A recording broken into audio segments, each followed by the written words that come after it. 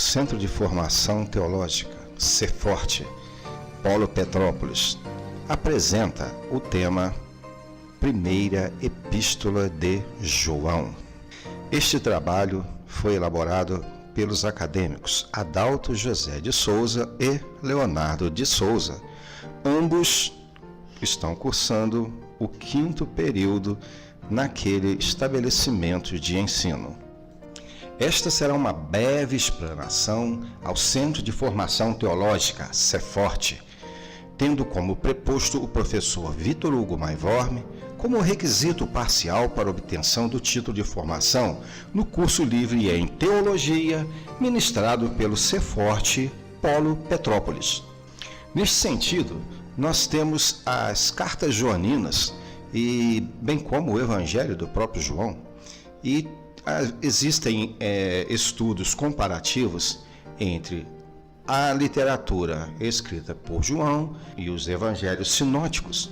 Neste sentido, vamos dar uma breve explanação, por exemplo, da comparação das cartas joaninas com os evangelhos sinóticos. João fixa nos fatos ocorridos em Jerusalém, enquanto os evangelhos sinóticos dá ênfase aos fatos ocorridos na Galileia. Em João, a descrição de aparições de Jesus em festas judaicas, os sinóticos em vários locais. João tem longos discursos, os sinóticos discursos breves. Em João, a cristologia é evoluída, os sinóticos, a cristologia é superficial. Isto tudo, meus irmãos, nós vamos ver que há uma explicação lógica, tendo em vista o público-alvo que João desejava atingir, ou seja, para quem ele escrevia as suas cartas e demais escritos. Quanto à autoria, o autor mais antigo que fala ser João é Irineu de Lyon. A importância disso é que Irineu era discípulo de Policarpo e Policarpo, por sua vez, discípulo de João. No fim do 2º século, há consenso que João tenha sido o autor. As datas são sempre aproximadas. Assim, a data da escrita entre 55 a 95, alguns estudiosos apontam para essas datas com relação a todas as escritas de João. O consenso é que foi em 75 depois de escrito. Agora, há certeza de que foi na segunda metade do 1º século. O local da escrita provavelmente foi em Éfeso, afirma Irineu de Lyon. Pode ter sido também em Antioquia, Alexandria e Palestina. Os propósitos do livro de João é apresentar Jesus. Lá nós temos os 7 eu sou nas escritas de João. Temos que eu sou o pão da vida, o bom pastor, a luz do mundo, a porta, a ressurreição, o caminho e a videira verdadeira.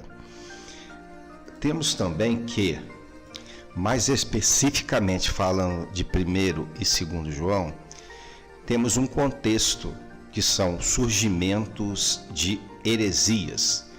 A autoria sem indicação, ela vai direcionar para a mesma do Evangelho de João, porque há evidências internas de autorias, ou seja, semelhança de assíndetos, polaridades entre o bem e o mal, luz e trevas, verdade e mentira, amor e ódio.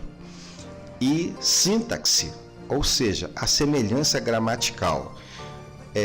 Neste sentido, nós temos também os assíndetos, que são as omissões de conectivos e pouco uso de conjunções.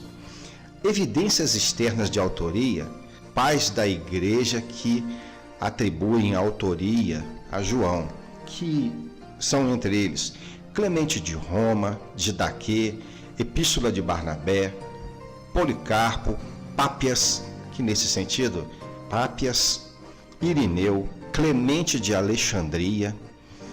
As datas são de 90 depois de Cristo, que os estudos apontam. 1 João, o local provavelmente Éfeso, local de escrita, provavelmente Éfeso. Destinatários, região da Ásia Menor. O propósito é a certeza da vida eterna. Então agora vamos falar mais aprofundadamente sobre 1 João.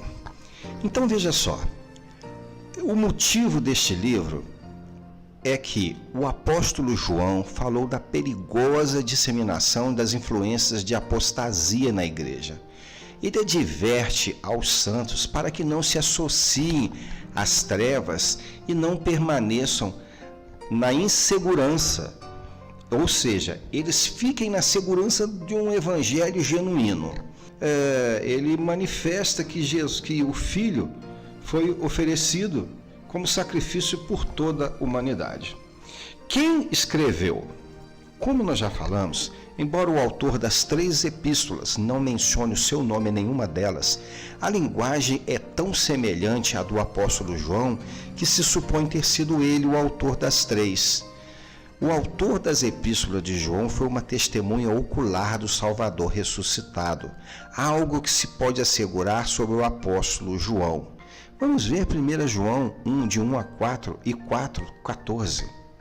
Quando e onde foi escrito? Não se sabe ao certo quando e onde foi escrito o livro de 1 João. Provavelmente que tenha sido escrito no final do 1º século.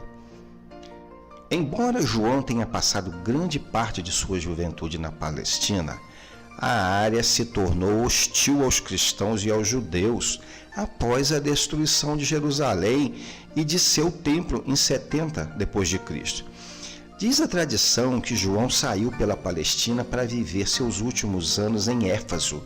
Se isso estiver correto, João teria escrito a carta em Éfeso, aproximadamente 70 a 100 d.C. Para quem e por quem foi escrito?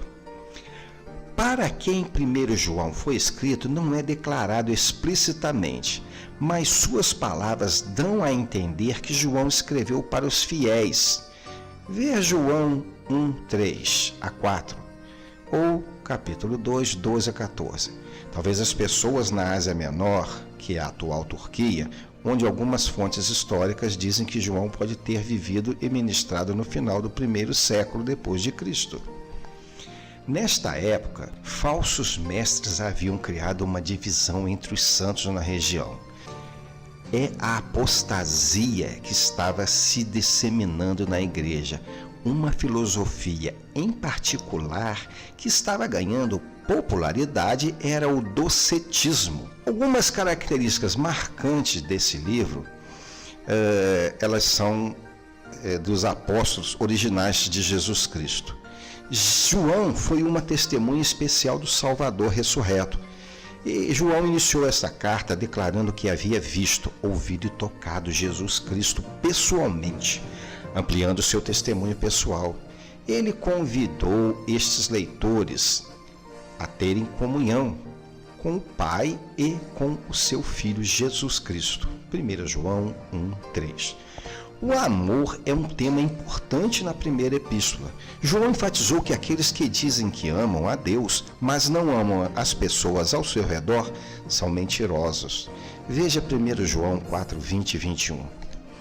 Resumindo, João ensina que, por meio da obediência, podemos conhecer a Deus, ter comunhão com Ele e nos tornarmos como Ele.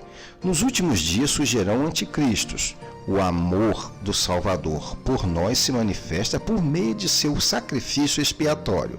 João incentiva os seus santos a verificarem se o Mestre é ou não de Deus. Ele enviou o seu Filho para sofrer por nós. Aqueles que amam a Deus guardam seus mandamentos.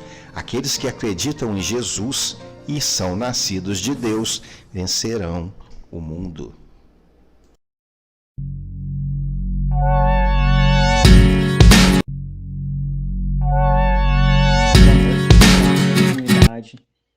Ao nosso estudo sobre a carta de 1 João. O apóstolo e autor do livro das Revelações, em sua carta e introdução, trata-se do mesmo assunto, inclusive com a utilização de várias das mesmas expressões, como o que ouvimos e vimos.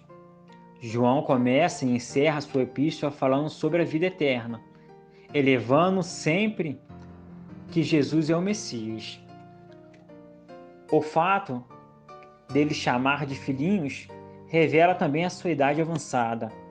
Uma das palavras-chave é pecado. No original grego é pronunciado 27 vezes.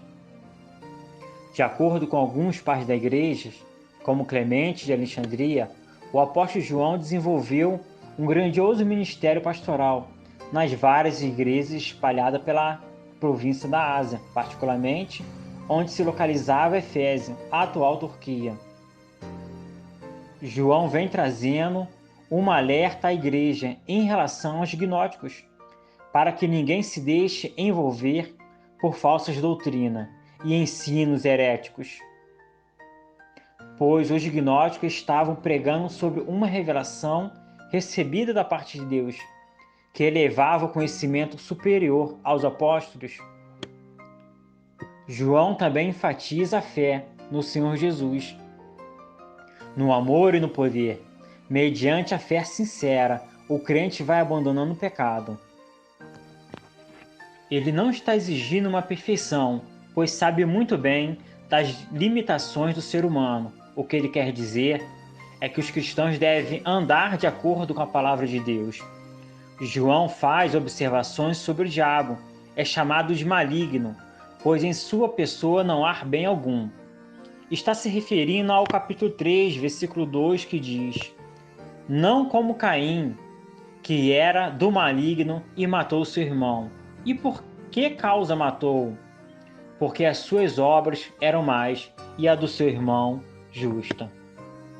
Já os cristãos foram dado o poder para vencer o mal, mediante ao Espírito de Cristo que já venceu. Capítulo 2, versículo 3, vai dizer o seguinte: pois escrevo-vos para que conhecerte aquele que desde o princípio, jovens, escrevo-vos, porque venceste o maligno. Eu vos escrevi, filhos, porque conheceste o Pai. Capítulo 4, João vem relatar que todo ser humano é dirigido não apenas pela parte física, mas pela vida espiritual que reina em cada pessoa, nascido do Espírito. O versículo 3 do capítulo 4 também vai dizer a respeito dos falsos mestres. São inspirados pelo Espírito que habita, o Anticristo. O diabo também é chamado de quem está no mundo. Capítulo 4, versículo 3 vai dizer: e todo espírito que não confessa a Jesus veio em carne e não de Deus, mas este é o espírito do Anticristo, do qual já ouvimos que há de vir e que está no mundo. Capítulo 5. João viveu em uma sociedade patriarcal, e nesse sentido a família é a ilustração mais adequada para demonstrar que quem ama a Deus, o Pai, amará naturalmente o primogênito. Diz o texto: todo aquele que crê em Jesus Cristo e é nascido de Deus, e todo aquele que ama ao que gerou, também ama o que dele foi nascido. O versículo 6 vai dizer: o apóstolo declara que escreveu o seu evangelho para anunciar que Jesus Cristo como Salvador de nossas vidas, bem como despertar a fé no coração de toda pessoa. O capítulo de número 5 vai nos deixar claro que João viveu em uma sociedade patriarcal, e nesse sentido a família é a ilustração mais adequada para demonstrar que quem ama a Deus, o Pai, amará naturalmente o seu Filho. Diz o texto: todo aquele que crê que Jesus é o Cristo e é nascido de Deus, e todo aquele que ama ao que gerou, também ama o que dele é nascido. No versículo 6, o apóstolo declara e escreve em seu evangelho para anunciar a Jesus Cristo como Salvador de nossas vidas, bem como o despertar da fé no coração das pessoas. Nesta carta, João considera que seus eleitores já são crentes e precisam solidificar a fé de todos. Vejamos o versículo. Este é aquele que veio por água e sangue. Isto é, Jesus Cristo, não só por água, mas por água e por sangue. E o Espírito é o que testifica, porque o Espírito é a verdade. O livro de João, de forma geral, vai falar dos fundamentos da vida cristã. João fala da perigosa influência apostada na igreja. João nos ajuda a ter a ciência dos ensinos sobre Jesus Cristo. João também nos ajuda a ter uma forte comunhão com nosso Senhor e nos mostra o grande amor do Pai Celestial. João foi uma testemunha especial para o Salvador e convida seus leitores a ter essa comunhão. E que pela obediência podemos conhecer a Cristo. Se Deus é amor, Ele também envia o seu Filho por amor a nós. O verdadeiro significado de andar na luz também está nas atitudes, nas práticas decorrentes da fé em Cristo. O caráter justo testemunha, a aflição, a busca da pureza em Cristo. Nada pode ocupar o lugar central e absoluto de Cristo. Encerra minhas palavras com o capítulo 5, o versículo 20. E sabemos que já o Filho de Deus é vindo e nos deu entendimento para conhecermos o que é verdadeiro. E no que é verdadeiro estamos, isto é, em seu Filho Jesus Cristo. Este é o verdadeiro Deus e a vida eterna. Filhinhos, guardai-vos dos falsos deuses.